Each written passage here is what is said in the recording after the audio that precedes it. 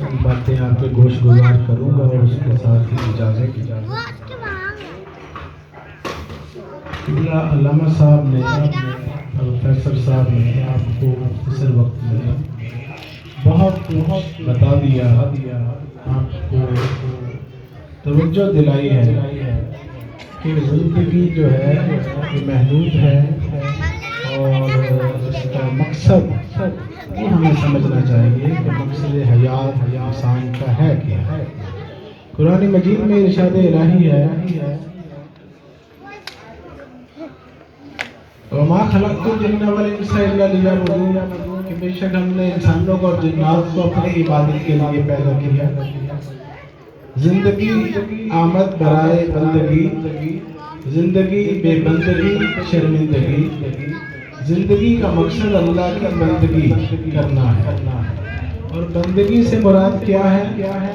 وہ ہمیں کسی اللہ کے بندے سے پوچھنا پڑے گا۔ خدا کے بندے جو ہیں ہزاروں بنوں میں پھرتے ہیں مارے مارے، میں اس کا بندہ بنوں گا جس کو خدا کے بندوں سے پیار ہوگا۔ من عرف نفسہ فقد عرف ربہ، جس نے اپنے آپ کو پہچانا اس نے اپنے رب کو پہچانا۔ اپنے من میں ڈوب کر پاجا سراغے زندگی، تو اگر میرا نہیں بنتا نہ بن، اپنا تو بن۔ پرابلم یہ ہے کہ ہم اپنی ذات کے ساتھ مخلص نہیں۔ تصوف، روحانیت، درویشی، فقیری، راہ معرفت، یہ سب الفاظ اس وقت تک بے معنی ہے جب تک ہم اس راستے پر چلنے کے لیے کمر بستہ نہ ہو جائیں۔ تصوف اندر کی دنیا کو جگمگانے کا نام ہے، نہ مسجد دی نہ مندر دی، ایک کھیڑ ہے تیرے اندر دی، کر صحبت مرد کلندر دی، بندے وچ مولا بکھی وفی انفسکم افلا تبصرون، ارشاد الہی میں تمہارے اندر ہوں، تم مجھے دیکھتے کیوں نہیں؟ ونحن اقرب الیہ من حبل الورید، میں تمہاری شارک سے زیادہ قریب ہوں۔ اللہ اتنا قریب ہے، اتنا قریب ہے، قریب بھی نہیں بلکہ اقرب ہے، قربت کی انتہا ہے۔ تو ہمیں اللہ سے دوستی کا شوق کیوں نہیں؟ ہمسائے کے حقوق، پڑوسیوں کے حقوق، اسلام اس پر ہمیں بہت جو تاکید کرتا ہے، بے شمار احادیث ہیں ہمسایوں کے حقوق۔ تو ہمارا جو ہمسایہ ہے سب سے قریبی، وہ کون سی ذات کا اور اس کے ساتھ ہمارا کیا سلوک ہے، اس پر غور و فکر ہونا چاہیے۔ سب سے قریب جو ذات ہے وہ اللہ رب ذوالجلال ہے، مگر مسئلہ یہ ہے رہ گئی رسم اذان، روح بلالی نہ رہی، فلسفہ رہ گیا تلقین غزالی نہ رہی، فضل و ہنر بڑوں کے گر تم میں ہو تو جانے، گر یہ نہیں تو بابا وہ سب کہانیاں ہیں، پرانے قصے کہانیاں ہیں۔ جب تک ہم عمل پیرا نہیں ہوں گے، بخاری شریف، مسلم، ترمذی، ابن ماجہ، سنن نسائی، سنن ابو داؤد، مشکات شریف، کتب احادیث مبارکہ، اس میں ہزاروں باتیں رسول اللہ صلی اللہ علیہ وسلم کی بڑی بڑی اچھی لکھی ہوئی۔ قرآن مجید اچھی باتوں سے بھرا پڑا ہے، الحمد سے لے کر والناس تک 2 کلو کی کتاب ہے، 30 سپاروں کی، 23 سال میں نازل ہوئی، بڑی اچھی باتیں اس میں لکھی ہوئی۔ جب تک اس پر عمل پیرا نہیں ہوں گے تو محض یہ باتیں ہی ہیں۔ حدیثوں میں بھی باتیں رہ جائیں گی، قرآن میں بھی باتیں ہی ہیں، اور اولیاء کرام کے تذکرے، واقعات، کشف و کرامات، کتابیں بھری بڑی ہیں۔ دیکھنا تو یہ ہے کہ غوث اعظم نے محنت کی، وہ ولایت کے درجوں پر پہنچ گئے۔ بایزید بستامی، جنید بغدادی، امام غزالی، بابا فرید گنج شکر، خواجہ نظام الدین محبوب الہی، حضرت بشر حافظ، مجدد الفسانی، بہاء الدین زبریہ ملتانی، لال شہباز قلندر، سلطان باہو، ایک سے ایک بڑھ کر اولیاء کرام، نام لیتے گئے، رات پڑھ گئے، نام نہیں ختم ہوتے۔ دیکھنا یہ ہے ان کے نقش قدم پر، ان کے طریقوں پر، ان کی تعلیمات پر ہم نے کب عمل پیرا ہونا ہے۔ صرف اس سے کہانیوں تک ہم نے تصوف کو محدود کر دیا، اس سے آگے بڑھنے کی ضرورت ہے۔ تو بس یہ مادہ پرستی کا دور ہے، ہر انسان بے چین، پریشان، بے سکون، پیسہ، دین، ایمان، خدا، رسول، سب کچھ بن گیا ہے پیسہ۔ تو مانے نہ مانے ہے ہی ایسا۔ آج کے دور میں روحانیت کی باتیں کرنا محض ایک کوشش ہے، جاری رہنی چاہیے۔ الصلاۃ معراج المومنین، نماز مومنوں کی معراج ہے، تو معراج ہوتی کیوں نہیں؟ اس لیے کہ مومنوں کی ہے، مسلمانوں کی نہیں ہے۔ تو مومن کے درجے پر پہنچنے کے لیے مسلمان پہلے بننا پڑے گا، مسلمانی سے اگلا درجہ وہ آئے گا۔ اپنے اندر کی دنیا سے جو واقف ہو گئے، مظہر نور خدا بن گئے، تو ہمیں یہ دعوت فکر، حضرت خواجہ غلام فرید فرماتے ہیں نفس پلید چکیتا اصل و پلید نہ ہسے، ہمیں خواہشات نفسانی نے الحاکم التکاثر، تمہیں کثرت خواہشات نے مال و دولت کی حرص و حوث نے تباہ کر ڈالا، حتیٰ زرتم المقابر، یہاں تک کہ تم قبروں میں چلے گئے، تمہارے جنازے نکل گئے، تمہیں سمجھ نہیں آتی۔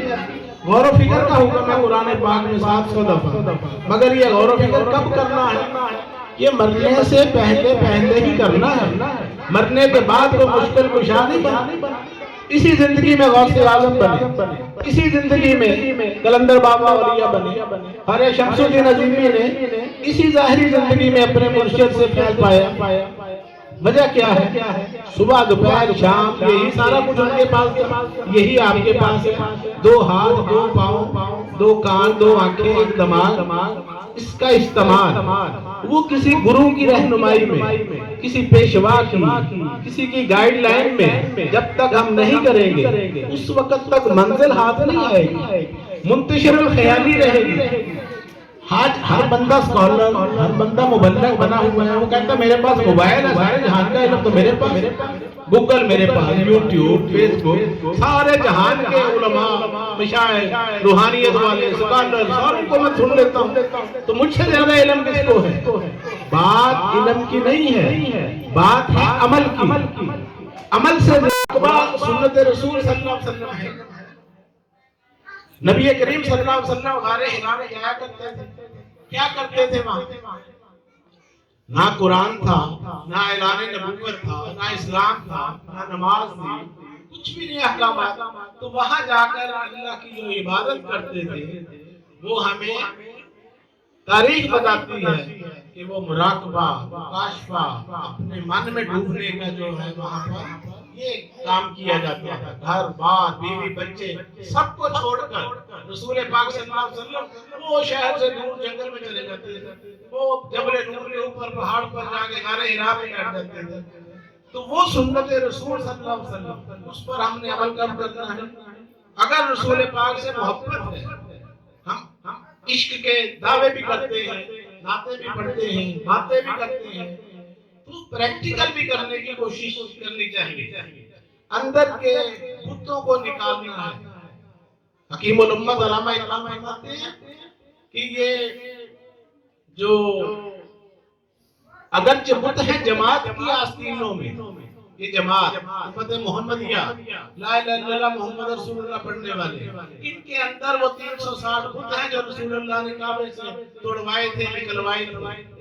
تو حضور کے نقش قدم پر چلیں اور یہ اندر کے بتوں کو توڑ کر باہر نکالیں، جیسے کہ علامہ صاحب فرما رہے تھے، حسد، بغض، کینہ، نفاق، غرور، تکبر، چغلی، غیبت، انا پرستی، جیلسی، تیری میری، ذات پات، قوم، قبیلے، برادری، یہ سارے بت ہیں۔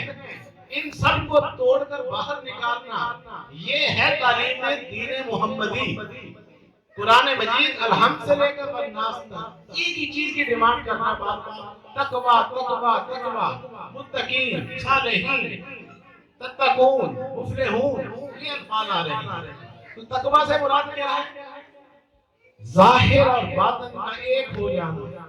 یہ صحابہ کرام جو تھے ان کے پاس کوئی ڈگریاں تھی، کوئی ڈپلومے تھے، تو ہائی کوالیفائڈ لوگ تھے، بھیڑ بکریاں چلانے والے، سیدھے سادھے بڑے پرانے کپڑوں والے اپنے مرشد کے پاس آ کے بیٹھ جاتے تھے، حضور کی باتیں سنتے رہتے تھے، اور عالم بن گئے، فاضل بن گئے، مفسرین بنے، محدثین بنے، دنیا کے حکمران بن گئے۔ وجہ کیا ہوئی؟ مرشد کی رہنمائی اور تربیت۔ حضور کے اسٹوڈنٹس، شاگرد، جن کو ہم صحابہ کرام کہتے ہیں، حضور نے ان کی باطنی تربیت فرمائی تھی۔